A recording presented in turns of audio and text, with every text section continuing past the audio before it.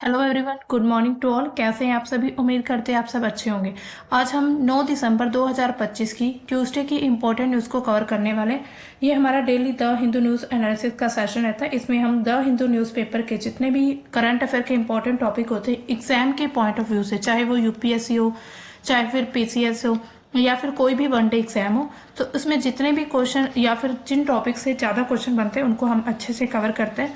इसमें हमारे जो अलग अलग सेक्शन रहते हैं, पॉलिटी आयर, history, art and culture, economy, science and tech, environment, and इनके साथ जियोग्राफी भी हमारा एक मेजर सब्जेक्ट है। और तो और यहाँ पर हम एडिटोरियल को भी डेली हम एक एडिटोरियल को हम यहाँ पर डिस्कशन करते हैं, ताकि उससे आपकी जो समझने की पावर है, या फिर अगर हम देखें तो एडिटोरियल में से जो भी हमें सॉल्यूशंस वगैरह दिए जाते हैं उनको हम अच्छे से पढ़ लेते हैं, समझ लेते हैं, उसको अच्छे से हम कवर करते हैं। शुरू करते हैं हमारा आज का सेशन। कल हमने आपको दिया था question of the day, at what maximum rate will pan masala be taxed under GST according to the new bill pass. जो न्यू बिल पास किया गया अभी संसद में, उसमें पान मसाले पर कितना जो है जीएसटी लगाया गया है। तो इसका करेक्ट ऑप्शन है 40%, यानी कि डी ऑप्शन इज करेक्ट। अब चलते हैं हमारी आज की न्यूज की तरफ। हमारी फर्स्ट न्यूज क्या आ रही है? China must give assurance Indians want be targeted. तो हमारे जो एक्सटर्नल अफेयर्स मिनिस्टर हैं उन्होंने ये चीज कही है कि चीन को आश्वासन देना चाहिए कि भारतीयों को वो निशाना नहीं बनाएगा। ये आखिर ऐसा क्यों है? अभी जो आपने देखा होगा, एक घटना हुई थी कुछ दिन पहले। अरुणाचल प्रदेश की एक भारतीय महिला जो है प्रेमा वांगजोम, आपने काफी नाम सुना होगा, थोंगडोंग को चीन के शंघाई एयरपोर्ट पर करीब 18 घंटे तक उन्होंने मनमाने ढंग से हिरासत में रखा था। यह सोशल मीडिया पर काफी ज्यादा वायरल हो गई थी, जहां पर वीडियो में चीनी अधिकारियों के द्वारा उसके साथ कथित तौर पर भेदभाव पूर्ण करते हुए दिखाया गया है। इसके साथ यानी इस घटना से क्या होता है कि भारत और चीन के जो संबंध हैं उससे ये उजागर होते हैं, यानी कि उनके जो तनाव है, एक तरह से भारत और चीन के तनाव अगर हम देखें लगातार बढ़ते जा रहे हैं, तो उससे ये चीज का पता चलता है। तो ये अभी अरुणाचल प्रदेश की एक महिला थी, भारतीय महिला। अब देखिए उन्होंने क्यों निशाना क्यों बनाया उस महिला को।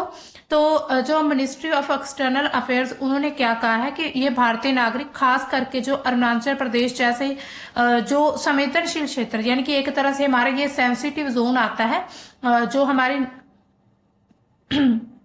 ये जो हमारे ईस्टर्न स्टेट्स हैं, पूर्व उत्तर जो राज्य हैं हमारे, तो नॉर्थ ईस्ट स्टेट जो है, इनमें कहीं ना कहीं चीन जो है इसमें अरुणाचल प्रदेश के क्षेत्र को अपने एक हिस्सा बताता है। इसी वजह से वो काफी ज्यादा सेंसिटिव जोन माना जाता है।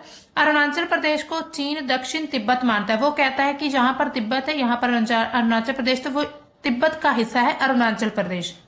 और बार बार उसके नाम बदलने जैसी हरकतें भी करता है। भारत ने हमेशा स्पष्ट किया कि अरुणाचल प्रदेश जो है हमेशा से ही भारत का एक अभिन्न हिस्सा है, यानी कि एक ऐसा अंग है जिसको कभी अलग नहीं किया जा सकता। अब देखिए भारत की इस पर क्या प्रतिक्रिया आई है इस घटना को लेकर। ट्रैवल एडवाइजरी क्या कहती है? एमईए ने सभी भारतीय नागरिकों को चीन की यात्रा या फिर वहां से ट्रांजिट यानी कि हवाई अड्डों से गुजरने के दौरान सावधानी बरतने का एक सलाह दी है कि आप काफी सावधानी से इधर उधर, यानी कि अगर आप किसी अड्डे, चीनी अड्डे पर जाते हैं, हवाई अड्डे पर, या फिर कहीं इधर उधर क्रॉस करते हैं, तो सावधानी से करिए।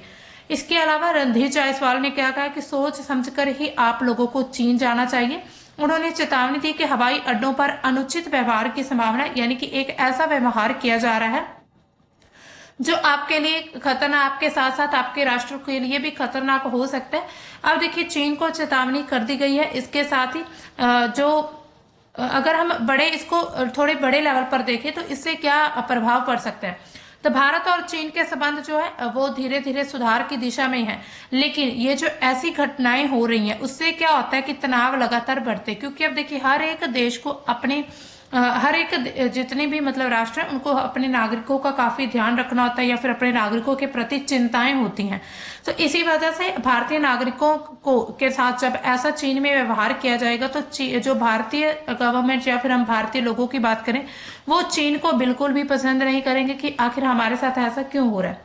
इसके साथ ही भारतीय यात्रियों को क्या करना चाहिए, इसमें चीन जाने से पहले जो भारतीय दूतावास, यानी कि हमारे जो इंडिया के एम्बेसडर हैं बीजिंग में, उनसे आपको कांटेक्ट करना चाहिए अगर आप चीन जा रहे हैं। इसके साथ ही पासपोर्ट वीजा की अच्छी तरह से जांच करवाई जानी चाहिए।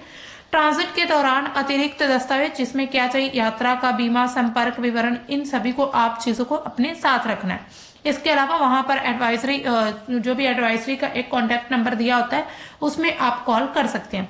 अब देखिए अरुणाचल प्रदेश की ये जो विवाद है, ये इसको हम थोड़ा और डिटेल में समझने की कोशिश करते हैं कि आखिर इतना बड़ा विवाद क्यों हो चुका है।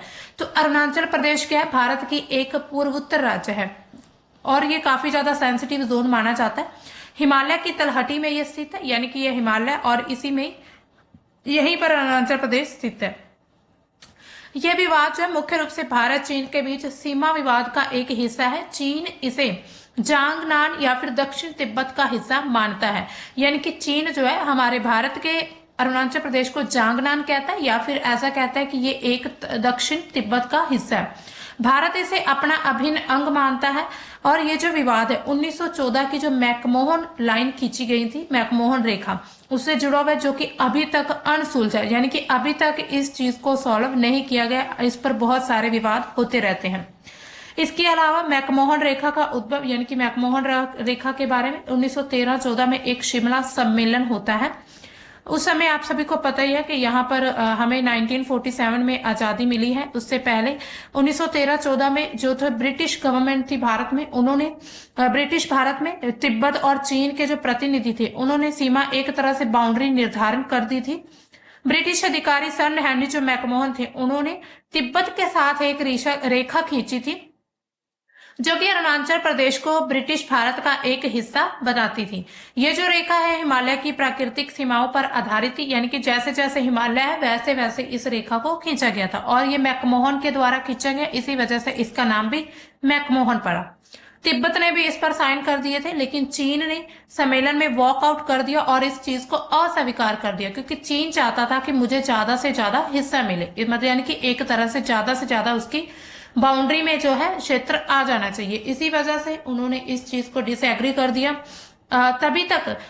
तभी से लेकर अभी तक जो है चीन का तर्क यह है कि तिब्बत संप्रभु नहीं था, लेकिन ये अवैध है। इसलिए अब चीन क्या कहता है कि उस समय पर जो तिब्बत था, यानी कि वो स्वतंत्र नहीं था, अपने फैसले खुद से नहीं ले सकता था, इसी वजह से वो इस समझौते को अवैध बताता है। इसके बाद औपनिवेशिक काल जो आता है, ब्रिटिश काल में अरुणाचल को नॉर्थ ईस्ट फ्रंटियर एजेंसी कहा जाता था, यानी कि नेफा, NEFA।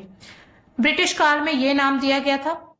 1938 में ब्रिटेन ने मैकमोहन रेखा को आधिकारिक मानचित्र पर शामिल कर दिया, यानी कि पूरे मैपिंग में भी इस रेखा को दर्शा दिया था।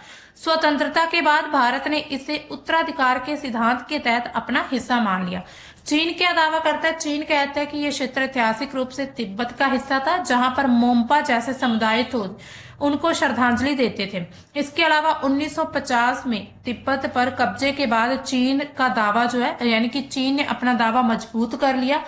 चीन अरुणाचल के 90,000 वर्ग किलोमीटर जो क्षेत्र है उस पूरे क्षेत्र पर अपना दावा करता है, जबकि भारत ये आरोप लगाता है कि चीन ने अक्साई चीन यानी कि 38,000 वर्ग किलोमीटर पर अवैध तौर पर कब्जा किया हुआ है, यानी कि ये भारत का क्षेत्र था जिसको चीन ने अपने कब्जे में ले रखा और चीन भारत पर ऐसे आरोप लगाता है। इसके बाद 1950 और 60 का दौर आता है। 1950-60 की कुछ घटनाएं ऐसी होती हैं। 1950 में चीन ने तिब्बत पर कब्जा कर लिया था, जिससे अरुणाचल प्रदेश पर जो तनाव है वो बढ़ता गया। 1959 में चीन ने कुछ क्षेत्रों पर अपनी सैन्य चौकियां भी स्थापित कर ली थी। भारत ने फॉरवर्ड पॉलिसी अपनाई थी, लेकिन तनाव लगातार फिर बढ़ता चला गया। इसके अलावा 1962 का फिर आता है, भारत और चीन का युद्ध होता है। युद्ध में सबसे बड़ा ये टकराव था उस समय का। चीनी सेना ने मैकमोहन रेखा पार कर ली थी और अरुणाचल प्रदेश के बड़े हिस्से पर कब्जा कर लिया था। 1962 में भारत की हार हुई थी, लेकिन चीन जो है उसने दिसंबर 1962 में एक तरफा युद्ध विराम घोषित करके पीछे हट गया था। इसका कारण क्या था? भौगोलिक कठिनाइयां थी, यानी कि हमारा जो जियोग्राफिकल लोकेशन है भारत की, उसको देखते हुए चीन पीछे हट गया था। इसके अलावा 1975 का तुलुंगला संघर्ष होता है। तुलुंगला दरे पर झड़प होती है, जो पासेस बने होते हैं उसमें, और जिसमें 4 भारतीय सैनिक जो मारे गए थे। इसके अलावा 1987 में 1987 में भारत ने नेफा को अरुणाचल प्रदेश का राज्य घोषित किया, जिसे चीन ने एक तरह से अवैध कब्जा बताया था। तो चीन कहता है कि ये हम अवैध कब्जा किया गया। इसके अलावा हाल ही की घटनाएं देखें तो 2017 में एक डोकलाम स्टैंड ऑफ होता है। भूटान सीमा पर डोकलाम विवाद जो है, लेकिन अरुणाचल प्रदेश से भी ये चीज जुड़ जाती। इसके अलावा 2020 में गलवान संघर्ष होता है। लद्दाख में 20 जो भारतीय सैनिक शहीद हो गए थे, लेकिन अरुणाचल पर भी असर पड़ा था। इसके अलावा 2022 में तवांग झड़प होती है। अरुणाचल में तवांग में चीनी घुसपैठी घुस जाते हैं, हाथापाई होती है। इसके अलावा नाम बदलने की साजिश भी की गई थी 2017 की। 2017 से लेकर जो चीन है उसने अरुणाचल के स्थानों के नाम, चीनी नाम उसने जारी कर दिए थे। 2023 में 11 नाम और 2024 में 30 नाम बदले थे। भारत ने इस चीज को काल्पनिक बताया है कि ये पूरी तरह से सिर्फ एक तरह से काल्पनिक घटनाएं हैं। अब देखिए भारत का रुख क्या है। तो भारत इस चीज के लिए क्या कहता है कि अरुणाचल प्रदेश भारत का एक अभिन्न हिस्सा है। इसका कोई नाम बदलकर या फिर कोई भी इसको अपने क्षेत्र में एक तरह से मिलाकर या फिर अब सिर्फ और सिर्फ अनाउंसमेंट से अरुणाचल प्रदेश उस कंट्री का हिस्सा नहीं बन जाएगा। और कोई भी नाम इस बदलाव को या फिर मतलब कोई भी नाम में बदलाव करना या फिर इनकार इस चीज को बदल नहीं सकता कि अरुणाचल प्रदेश जो है वो भारत का ही एक अभिन्न हिस्सा है। इसके अलावा चुनौतियां क्या है। चीन की जो सलामी स्माइलिंग रणनीति है, यानी कि धीरे धीरे दावा अपना मजबूत करना। भारत की रेड आई नीति है, ये काफी कड़ा रुख अपना रही हैं। दोनों ही तरफ चुनौतियां जो है बनी हुई हैं। इसके अलावा अगर हम देखें समाधान क्या निकल सकता है, इसमें दोनों देशों के जो प्रतिनिधि हैं उनको आपस में बैठकर बातचीत इस मुद्दे पर कोई ना कोई सोल्यूशन जरूर निकालना चाहिए, वरना आने वाले समय पर ये जो तनाव है लगातार और ज्यादा बढ़ जाएगा। अब चलते हैं हमारी नेक्स्ट न्यूज की तरफ। नेक्स्ट न्यूज क्या आ रही है कि Australia New South Wales university to open campus in Bengaluru. तो बेंगलुरु में ऑस्ट्रेलिया जो है अपनी एक न्यू साउथ वेल्स विश्वविद्यालय का अपना परिसर खोलने वाला है, यानी कि खोलने जा रहा है। तो ये अनाउंसमेंट आ रही है। ऑस्ट्रेलिया की university of New South Wales यानी कि UNSW university of New South Wales जो सिडनी में स्थित है, उसने बेंगलुरु में अपना पहला विदेशी कैंपस खोलने की घोषणा कर दी। उसका पहला ये फॉरेन यानी कि एक तरह से विदेशी कैंपस होगा। ये जो घोषणा है ऑस्ट्रेलिया भारत की शिक्षा और कौशल परिषद की जो बैठक थी उसके दौरान ये अनाउंसमेंट की गई है। और जहां पर भारत के जो शिक्षा मंत्री धर्मेंद्र प्रधान और ऑस्ट्रेलिया के जो शिक्षा मंत्री जेसन क्लियर, यहां पर आप देख सकते ये दोनों ही मौजूद थे इस बैठक में। इसके अलावा स्थान क्या रहेगा, बेंगलुरु के जो मणिपट टेक पार्क है उसमें, जो कि शहर के सबसे ज्यादा तकनीकी इकोसिस्टम के कारण चुना गया, यानी कि वहां पर ज्यादा टेक्नोलॉजीज मिल सकती हैं और उनका इकोसिस्टम यानी कि एनवायरमेंट भी पूरा एक तरह से टेक्निकली रूप से डेवलप किया गया है। इसके अलावा साझेदारी क्या रहेगी, भारतीय एडटेक कंपनियां जो है एरुडिट्स उनके साथ ज्वाइंट वेंचर रहेगा, जहां पर UNSW यानी कि यहां पर अगर हम देखें तो university of New South Wales UNSW का हिस्सा जो है वो बहुमत रहेगा, यानी कि इनकी मेजॉरिटी रहेगी इस पूरी प्रोजेक्ट में। इसके बाद महत्व क्या रहेगा, UNSW जो है QS वर्ल्ड यूनिवर्सिटी रैंकिंग 2026 में 20वें स्थान पर है, यानी कि 20th इसका रैंक आया है इस यूनिवर्सिटी का, जिसकी अभी ये एक ब्रांच जो है ओपन होगी भारत में। तो इसे भारत में सबसे ऊंचे रैंक वाली विदेशी यूनिवर्सिटी का कैंपस भी बनाएगा। इससे जो भारतीय छात्र हैं उनको घर पर ही वैश्विक सत्र की शिक्षा दी जाएगी। भारत ऑस्ट्रेलिया के बीच जो शिक्षा सहयोग है वो मजबूत होंगे। अब भारत में 7 ऑस्ट्रेलियाई यूनिवर्सिटीज के 8 कैंपस होंगे, यानी कि ये भी यहाँ पर अनाउंस कर दिया गया कि भारत में जो ऑस्ट्रेलिया की यूनिवर्सिटीज हैं उनके 8 कैंपस जो है वो भारत में बनाए जाएंगे। यानी कि अब जो भारतीय छात्र है उनको ऐसी एजुकेशन यानी फिर वैश्विक लेवल की एजुकेशन के लिए फॉरेन नहीं जाना पड़ेगा। इसके लिए फायदा क्या रहेगा, घर बैठे जो छात्र है उनको शिक्षा मिल जाएगी, यानी कि अपने ही कंट्री में वो शिक्षा ले सकते हैं घर में। दूसरा, विदेशी डिग्री बिना वीजा पासपोर्ट परेशानी की होगी, यानी कि विदेश की डिग्री मिल जाएगी आपको घर बैठे ही। घर बैठे मीन्स कि आपको सिर्फ अपने इंडिया में ही या फिर अपनी कंट्री में ही आपको यूनिवर्सिटी में एडमिशन लेना है। अब आपको लाखों करोड़ों रुपए खर्च करके फॉरेन यूनिवर्सिटी ऑस्ट्रेलिया कनाडा वगैरह जाने की जरूरत नहीं पड़ सकती। आप ऑस्ट्रेलिया जैसी अगर कंट्री भारत में अपना जो परिसर खोल सकती है। इसके अलावा ये और देशों को भी आकर्षित कर सकता है। इसके अलावा बेंगलुरु का जो टेक सिस्टम है, टेक इकोसिस्टम, वो और ज्यादा डेवलप होगा, जिसमें जो हम देखते हैं कंपनीज जो है Google, Microsoft, Amazon, Goldman Sachs, इसके साथ फ्लिपकार्ट कंपनियां कैंपस के 5-10 किलोमीटर के दायरे में हैं और बेहतरीन इंटर्नशिप और जो प्लेसमेंट के मौके भी यहीं पर आपको मिल सकते हैं। इसके अलावा industry projects, guest lecture, hackathon आदि से सीधे कैंपस में होंगे। इसके अलावा ड्यूल डिग्री सेमेस्टर एक्सचेंज का विकल्प भी है, चाहे तो आप 1-2 सेमेस्टर सिडनी कैंपस में भी पढ़ सकते हैं। यानी कि आपको ऐसा हो कि आपने फर्स्ट सेकंड सेमेस्टर यहाँ पर कर लिया, यानी कि इंडिया में जो परिसर ओपन होगा उसमें, इसके बाद आप 3rd-4th सेमेस्टर अगर आप सिडनी में करना चाहते हैं तो आप वहीं पर भी कर सकते हैं। इसके अलावा नए कोर्स जो भारत में अभी बहुत कम है, bachelor of data science and decisions, इसके अलावा bachelor of cyber security, media and communications के जो विशेष कोर्स है वो सभी अभी भारत में उपलब्ध हो जाएंगे। इसके अलावा भारत के लिए फायदे रहेंगे, विदेश जाने वाले जितने भी हजारों छात्र, उनका जो पैसा है वो देश में ही रहेगा। हर साल करीब 4 से 5 अरब डॉलर की बचत भी संभव है। इसके अलावा भारत में हायर एजुकेशन का जो ग्लोबल स्टैंडर्ड है वो भी लगातार बढ़ता नजर आएगा। इसके अलावा ऑस्ट्रेलिया के बाद जो ब्रिटेन, कनाडा, अमेरिका आदि की टॉप यूनिवर्सिटी को भी भारत में कैंपस खोलने की एक प्रेरणा या फिर एक आकर्षक एक उनको माहौल या फिर एक आकर्षक नजारा मिल सकता है भारत में। यानी कि ऐसे जो सिलिकॉन वैली जैसी जो भारत में सिटीज हैं, या फिर अगर हम बात करें ऐसी जो प्लेसेस हैं, वहां पर अगर कोई फॉरेन की जानी मानी ऐसी कंट्री हो जो अपनी एक ब्रांच खोलना चाहती है, तो उससे बाकी देशों को भी प्रेरणा मिलती है कि अगर उसने वहां पर कुछ ऐसा बनाया है या फिर अगर वहां पर उसने कुछ ओपन किया, इट मीन्स उसको वहां पर इन्वेस्टमेंट या फिर फायदा हो रहा है, बेनिफिट। इसी वजह से बेनिफिट लेने के लिए सभी कंट्रीज जो है भारत की तरफ उनका झुकाव लगातार बढ़ता नजर आएगा, स्पेशली एजुकेशन के क्षेत्र में। इसके अलावा UNSW जो बेंगलुरु कैंपस है उसके बारे में थोड़ा देख लेते हैं। इसमें जो कैंपस में मुख्य रूप से यूजी कोर्सेज यानी कि अंडर ग्रेजुएट 3 साल के रहेंगे और पोस्ट ग्रेजुएट PG कोर्सेज जो होते हैं, मास्टर्स, इन सभी पर जो है एक तरह से एजुकेशन दी जाएगी।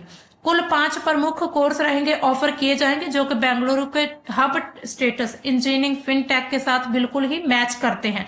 यानी कि बिल्कुल ऐसे उनके एनवायरनमेंट के साथ मैचिंग करते हुए कोर्सेज ही यहाँ पर ऑफर किए जाएंगे। इसके अलावा अगर हम देखें तो अलग अलग जो कोर्सेज उनकी अवधि अलग अलग रहेगी, जिसमें bachelor of data science and decisions वो 3 साल का रहेगा। इसके अलावा बैचलर ऑफ बिजनेस वो भी 3 इयर्स का रहेगा। यानी कि अगर हम मिनिमम बात करें तो 2 से 3 वर्ष का समय रहेगा एवरेज अगर हम निकाले तो, ठीक है। तो इसी तरह भारत जो है कहीं ना कहीं अब जो भारतीय छात्र उनको इतना ज्यादा पैसा खर्च करके कहीं और पढ़ने की जरूरत नहीं, उनको भारत में ही ऐसी ऑप्शन मिल जाएंगे। अब चलते हैं हमारे नेक्स्ट एडिटोरियल की तरफ। ये है हमारा आज का एडिटोरियल क्या कहता है, इंडिया रशिया के समिट की बात करता है, real story of India Russia summit. यानी कि इंडिया एंड रशिया के जो समिट अभी हुआ है हाल ही में 4 से 5 दिसंबर और 23वां शिखर सम्मेलन था, उसकी रियल स्टोरी क्या है। तो ये पंकज सरान के द्वारा लिखा गया, जो कि former deputy national security adviser and a former ambassador of Russia के जो फॉर्मर एम्बेसडर रह चुके हैं उनके द्वारा ये एडिटोरियल दिया। ये क्या कहते हैं, पिछले हफ्ते नई दिल्ली में आयोजित 23वें भारत रूस शिखर सम्मेलन ने एक बार फिर से उस खतरनाक भू राजनीतिक परिदृश्य को सामने ला दिया जो आज की दुनिया को परिभाषित करता है। इसमें यूक्रेन युद्ध ने भारत के सबसे महत्वपूर्ण साझेदारों को एक दूसरे के खिलाफ खड़ा कर दिया है। यानी कि जब यूक्रेन युद्ध जो चल रहा है उसने क्या किया है, भारत और जो रशिया एक दूसरे के काफी मजबूत साझेदार थे, वो अब एक दूसरे के खिलाफ खड़े हैं इस चीज को लेकर। इसी दलदल से बाहर निकलना कोई आसान काम नहीं है, लेकिन भारत ने दुनिया का मार्गदर्शन किया है। इसके अलावा the signal sent the timing, यानी कि सिग्नल भेजा गया समय पर। इसके अलावा क्या कहते हैं, यूक्रेन युद्ध शुरू होने के बाद से पहली भारत यात्रा पर आए रूसी राष्ट्रपति व्लादिमीर पुतिन को दिया गया रेड कार्पेट ट्रीटमेंट और एक बड़े उच्च स्तरीय रूसी प्रतिनिधि मंडल को लाने का उनका फैसला काफी महत्वपूर्ण था। प्रतिनिधि मंडल में शांति प्रयासों का चेहरा किरिल द्विमित्रेव शामिल थे। जो कि विशेष अमेरिकी दूत स्टीव विटकॉफ और अमेरिकी राष्ट्रपति डोनाल्ड ट्रंप के दामाद जेरेड कुशनर के साथ काम कर रहे हैं। तो ऐसे व्यक्ति जो है ऐसी एक तरह से खास पर्सनैलिटी भी भारत में आई है। कूटनीति में जो दृश्यता मायने रखती है, भारत के लिए इसका उद्देश्य रूस के संबंधों के बारे में किसी भी अस्पष्टता को दूर करना था, जिससे दुनिया के साथ व्यवहार करने में आत्मविश्वास का संकेत मिलता है। यानी कि ये जो अभी समिट हुआ है, भारत ये दिखाना चाहता था कि हम किसी और कंट्री की बात नहीं मानते। जैसे कि यहाँ पर अगर हम आसान शब्दों में बात करें तो जो अभी अमेरिका ने, यूएस ने भारत पर जो 50% टैरिफ लगाया था, उस पे उन्होंने, यूएस ने एक शर्त रखी थी कि आप रशिया के साथ अपना जो व्यापार है वो बंद कर दीजिए। लेकिन इस समिट ने क्या दिखा दिया कि भारत और इंडिया और रशिया के संबंध इतिहास से लेकर यानी कि हिस्ट्री से आज तक मजबूत है और आगे मजबूत होने की दशा में। हालांकि इसमें कुछ चुनौतियां भी हैं, थोड़े बहुत तनावों के दौर चल रहे हैं, लेकिन फिर भी इन चुनौतियों को पूरा यानी कि पार करके अपने संबंधों को मजबूत करना भारत एक उदाहरण के रूप में उभर कर सामने आएगा। इसके अलावा युद्ध और शांति के मामलों में समय कम महत्वपूर्ण नहीं है। भारत रूस शिखर सम्मेलन में ऐसे समय में हुआ है जब यूक्रेन यानी कि युद्ध के मैदान पर रूस की पकड़ बहुत ज्यादा मजबूत बनी हुई है। तो ये जो पूरा एक तरह से समिट है उस समय पर हो रहा है। यूक्रेन सैन्य हार की तरफ देख रहा है, क्योंकि शहर में एकमात्र शांति प्रयास जो है ट्रंप द्वारा ही संचालित की जा रही है। इसके अलावा इसलिए श्री मोदी का यूक्रेन पर शांति प्रयासों के लिए स्पष्ट समर्थन सामान्य रूप से ट्रंप पहल और पूर्ण मजबूत समर्थन के रूप में पढ़ा जाना चाहिए। इसका स्वागत किया जाना चाहिए। यानी कि ये जो अभी शांति लाने के जो प्रयास है, इस चीज का स्वागत सभी देशों को, सभी कंट्रीज को करना होगा। इसके अलावा India and the US are on the same page here, यानी कि भारत और अमेरिका इस मामले में एक मत है। अगर श्री ट्रंप के प्रयासों को सफलता में किसी की हिस्सेदारी है तो वह भारत है। इस समय यूरोप अलग है और भारत के सामने चुनौती होगी। यहीं पर ही भारत के लिए एक चैलेंज भी रहेगा। इसके अलावा द पिलर्स ऑफ टाइज, यानी कि जो संबंध है उनके स्तंभ आखिर क्या क्या है। On the bilateral front, the summit's adoption of a program for the development of the strategic areas of India-Russia economic cooperation till 2030 program 2030 and the enabling decision to strengthen arrangements for bilateral settlements and trade in the national currencies are steps in the right decision. द्विपक्षीय मोर्चे पर शिखर सम्मेलन में 2030 तक का भारत और रूस का आर्थिक सहयोग के लिए रणनीतिक क्षेत्रों के विकास के लिए एक कार्यक्रम को अपनाना, ये अभी समिट में बात हुई। और द्विपक्षीय निपटान, राष्ट्रीय मुद्रा में व्यापार की जो व्यवस्था उसको मजबूत करने के लिए सक्षम निर्णय लेना, तो ये सही दिशा में कदम है। गैर टैरिफ बाधा को हटाना, व्यापार टोकरी के विविधीकरण और गैर ऊर्जा क्षेत्रों में निवेश के साथ ये 2030 तक $100 बिलियन के जो व्यापार लक्ष्य उसको प्राप्त करने में सक्षम हो सकता है। यानी कि $100 बिलियन व्यापार करना 2030 तक इंडिया और रशिया का ये एक टारगेट रखा गया है। इसके साथ ही भारत की विकास आवश्यकता के लिए आवश्यक है, जिसके लिए रूस की जो विशाल अप्रयुक्त क्षमता एक अमूल्य फिट है। यानी कि जो एक तरह से भारत अगर यानी कि भारत की जो अगर हम बात करें, भारत जो लगातार आगे बढ़ता जा रहा है, यानी कि विकास भारत ने जब कर रहा है तो उसको रशिया जैसी कंट्री के साथ की भी आवश्यकता है। इसके अलावा ऊर्जा की सुनिश्चित और सस्ती उपलब्धता उनमें से एक है। इसके साथ ही आज संयुक्त अमेरिका में यानी कि संयुक्त राज्य अमेरिका में, यूएसए में जो बड़ी बड़ी कंपनियां हैं उसमें ऊर्जा और ऊर्जा के लिए ऐसा करने की प्रतीक्षा कर रहे हैं। सभी महत्वपूर्ण खनिजों पर ही नियंत्रित है, यानी कि एक तरह से डिपेंडेंट है एनर्जी ऑल क्रिटिकल मिनरल्स। इसके if India does not play its cards right, it risk being pushed out from the what is the natural preserve and at great cost to its economic security. अगर भारत अपनी भूमिका नहीं निभाता तो card सही है, card सही नहीं रखता तो जोखिम है कि इसे बाहर धकेल दिया। यानी कि भारत जो एक तरह से इसको हम खेल मान सकते हैं। ये उदाहरण के तौर पे यानी कंपैरिजन किया गया कि भारत अगर अपने कार्ड सही से नहीं खेलता तो इस प्रतिस्पर्धा या फिर इस चीज से बाहर निकल सकता है। इसके अलावा प्राकृतिक संरक्षण और इसकी बड़ी लागत पर आर्थिक सुरक्षा चाहिए, इसलिए ऊर्जा सहयोग पर ध्यान आगे बढ़ते संबंधों का एक आधारभूत स्तंभ बनने की भी संभावना दिखाई जा रही है। 3 new areas are maturing well are maritime connectivity, evolving the Chennai Vladivostok maritime corridor, the northern sea route and relatedly the shipbuilding sector. Second, cooperation in the Arctic, especially the Russian offer to train Indian seafarers. And the third, the most importantly, the export of Indian skill work to Russia. यानी कि इसमें जो व्यापार, इनमें जो बात हुई, सबसे पहला क्या है, चेरिनाई व्लादिवोस्तोक जो समुद्री गलियारा है। दूसरा, उत्तरी समुद्री मार्ग और उससे संबंधित जो जहाज निर्माण क्षेत्र में जितनी भी समुद्री संपर्कता है। दूसरा, आर्कटिक में सहयोग, विशेष रूप से भारतीय और नाविकों को ट्रेनिंग देना और रूसी पेशकश करना। तीसरा क्या है, सबसे महत्वपूर्ण है, रूस को भारतीय कुशल श्रमिकों का निर्यात करना। इसके अलावा पिछला जो समझौता वर्षों की बातचीत के बाद हुआ, रूस में सुदूर पूर्व सहित संरचनात्मक जनसंख्या संकट, उसमें युद्ध में हुई जो क्षति, मध्य एशिया से जो श्रमिकों की संख्या में कमी और चीनी उपस्थिति लगातार बढ़ती जा रही, उससे बेचैनी ने इस समझौते को साकार करने में योगदान दिया। यानी कि इन सभी चीजों को ध्यान में रखकर ये जो समझौता किया गया। इसके अलावा science and technology and space, nuclear and defence cooperation are all areas of long-standing cooperation built over generations. Russia has been a generous partner in all these areas with much less strings attached than the West. विज्ञान एवं प्रौद्योगिकी, अंतरिक्ष, परमाणु एवं रक्षा सहयोग, यह सभी दीर्घकालिक सहयोग से चलते आ रहे, यानी कि काफी लंबे समय से इसमें भारत और रशिया का सहयोग है एक दूसरे के साथ। रूस इन सभी क्षेत्रों में एक उदार साझेदार बन रहा है और पश्चिम की तुलना में इसके साथ बहुत कम शर्तें जुड़ी हुई हैं। भारत रूस ब्रह्मोस भारत की मिसाइल शक्ति के प्रमुख आधारों में से एक के रूप में उभरा है, जबकि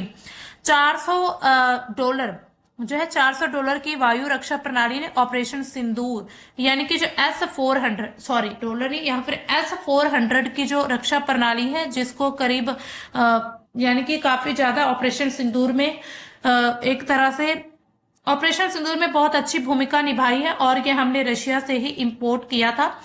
भारत के नियंत्रण प्रयासों के कारण जो स्थानीयकरण, प्रौद्योगिकी हस्तांतरण और संयुक्त उत्पादन के स्तर में लगातार वृद्धि हुई है। भारत अभी भी स्वदेशीकरण की तरफ बढ़ते हुए अपने रूसी मूल की जो सैन्य सूची को बनाए रखने के लिए समर्थन की आवश्यकता रखता है, यानी कि रशिया के द्वारा उसको समर्थन मिलना चाहिए। भारत इस चीज की वेट करता है।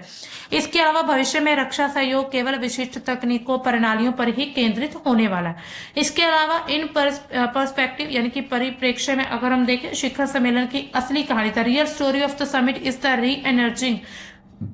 री-इंजीनियरिंग of the relationship, the determination to move ahead despite many hurdles and the eye being kept on the global politics shifts underway between the US and China with draw India and Russia closer. शिखर सम्मेलन की असली कहानी, रिश्तों को नए सिरे से गढ़ना, तमाम बाधाओं के बावजूद आगे बढ़ने का दृढ़ संकल्प और अमेरिका और चीन के बीच हो रहे भू राजनीतिक बदलावों पर जो नजर रखना है, जो कि भारत और रूस को और ज्यादा करीब ला रहा है। जहां पर यूरोप का सवाल है, शांति का रास्ता नई दिल्ली से होकर नहीं जाता, यह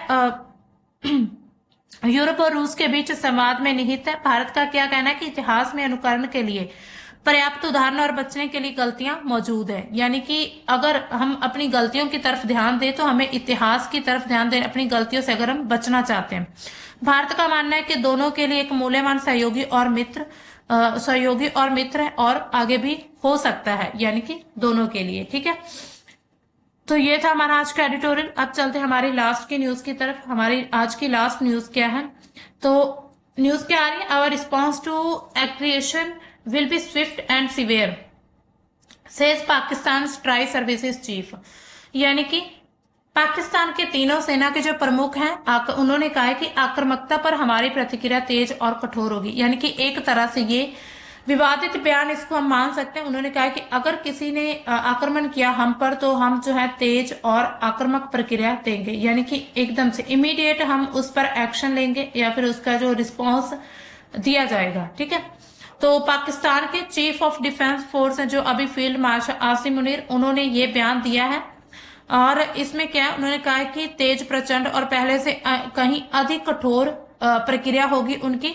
इसमें अगर हम बात करें तो ये तीनों जो क्षेत्र है, यानी कि हम यहाँ पर बात करें तो तीनों फील्ड के ये प्रमुख बन चुके हैं। क्यों बने, कैसे बने, इसको देखते हैं। इनका नवंबर 2025 में अभी हमने देखा था पाकिस्तान का 27वां जो कॉन्स्टिट्यूशन अमेंडमेंट हुआ था, उसके तहत सीडीएफ का एक नया पद बनाया गया है। आसिम मुनीर को 5 दिसंबर को इस पद पर नियुक्त किया गया, जिससे सेना प्रमुख के अलावा तीनों सेनाओं यहां तक कि परमाणु कमांड भी अब उनके हाथ में आ चुकी है। ये बदलाव बदलते जो है सुरक्षा परिदृश्य को देखते हुए किया गया, लेकिन कुछ एक्सपर्ट क्या मानते हैं कि पाकिस्तान की यह तानाशाही को और ज्यादा मजबूत करता है, यानी कि अब सारा कंट्रोल आसिम मुनीर के हाथ में है, तो अब जो है पाकिस्तान भी एक तानाशाह देश की तरफ बढ़ता हुआ नजर आ रहा है। इसके अलावा भारत पर क्या प्रभाव पड़ने वाला है इसका? भारत के लिए ये जो बयान इनका दिया गया है, ये एक तरह से चेतावनी के रूप में इसको देखा जा रहा है, खास करके जो अभी ऑपरेशन सिंदूर हुआ था, ऑपरेशन सिंदूर था हमारा 2025 में, मई 2025 जब भारत की एयर स्ट्राइक हुई थी, उसके बाद इसको एक बड़े तनाव के रूप में देखा जा रहा है।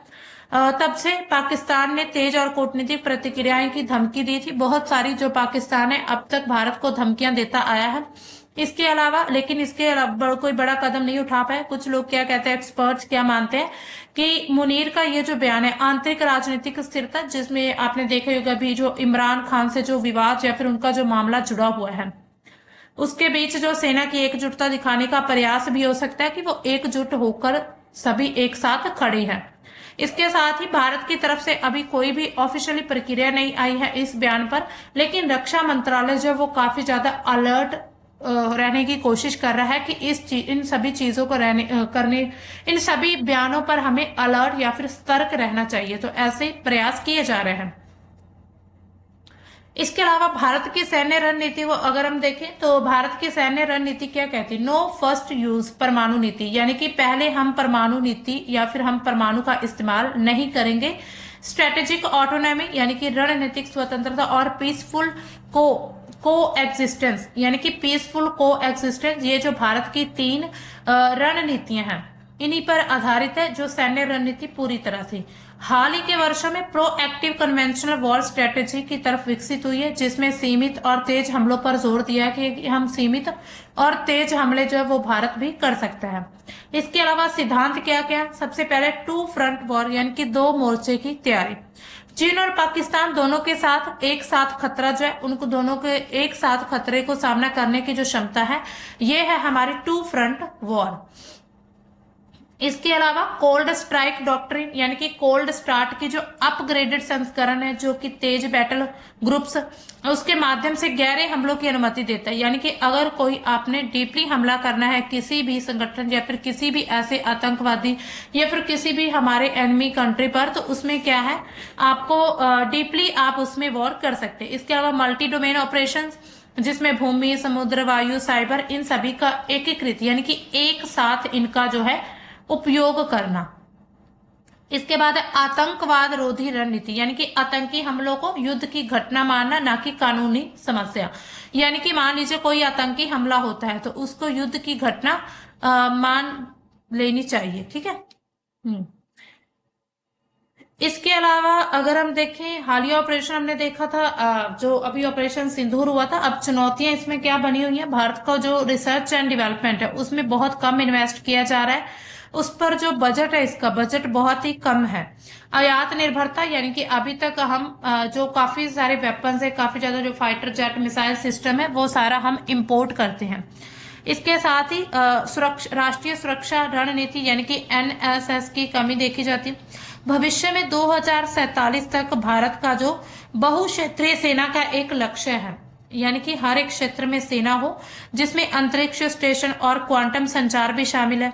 इसके अलावा सेना प्रमुख जनरल जो उपेंद्र द्विवेदी क्या कहते हैं कि 3 चरणीय योजना उन्होंने बनाई है, 2032, 2037 और 2047, इनकी घोषणा की है इन्होंने, ठीक है। भारत की रणनीति न केवल रक्षा पर केंद्रित है बल्कि पूरे विश्व की जिम्मेदारी, जिसमें क्वाड, आईसीईटी, इन सभी चीजों को भी मजबूत करती है। इसके अलावा ये वसुधैव कुटुंबकम की जो भावना है उससे प्रेरित है। शांति चाहते हुए भी दृढ़ प्रतिरक्षा, यानी कि शांति चाहते हुए भी, हम चाहते तो शांति है लेकिन फिर भी हमारी जो प्रतिरक्षा वो दृढ़ रहनी चाहिए, ठीक है। ये थी हमारी लास्ट न्यूज। अब चलते हैं आज के आपके क्वेश्चन ऑफ द डे। आपको क्वेश्चन दिया जाता है, what did minority affairs minister Kiran Rijiju say about the deadline for registration of Waqf properties on the उम्मीद पोर्टल। आपको पता ही होगा, आपने इसी साल ही सुना होगा वक्फ बोर्ड के बारे में। उसमें जो वक्फ प्रॉपर्टी थी उनको रजिस्ट्रेशन करवाना था उम्मीद पोर्टल पर। तो उसके बारे में जो हमारे माइनॉरिटी अफेयर्स मिनिस्टर हैं, उन्होंने क्या बयान दिया है या फिर उन्होंने क्या चीज कही है। यहाँ पर 4 ऑप्शन है, आपने बताना होगा इसका सही ऑप्शन क्या है। ठीक है, कमेंट सेक्शन में आप इसका ऑप्शन बता सकते हैं। तो मिलते हैं हम अपने कल के द हिंदू के सेशन में, तब तक के लिए बाय, थैंक्स फॉर वॉचिंग।